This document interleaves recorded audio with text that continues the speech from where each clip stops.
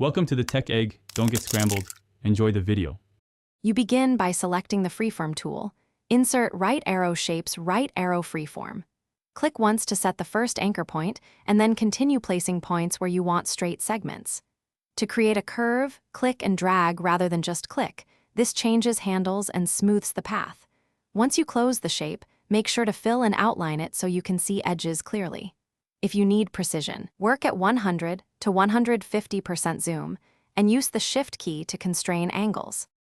Once you have a rough shape, right-click and choose Edit Points to refine anchors and handles. You will drag handles to smooth curves and hold Alt or Option to move one handle independently for asymmetric adjustments.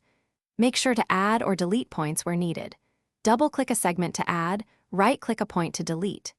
To create complex illustrations, combine shapes using Merge Shapes tools, Union, Subtract, Intersect, which preserves editable points for further tweaks.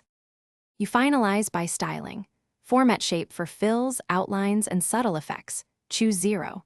5 to 2 pt outlines for clarity. Then group related shapes with Ctrl or CMD+G so they move together. If the path looks wrong, return to Edit Points to nudge anchors or remove stray points. Sometimes it's faster to redraw with Snap to Grid turned off.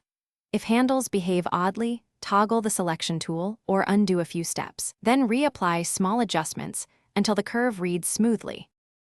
Thanks for watching. Consider subscribing if I helped unscramble your problems.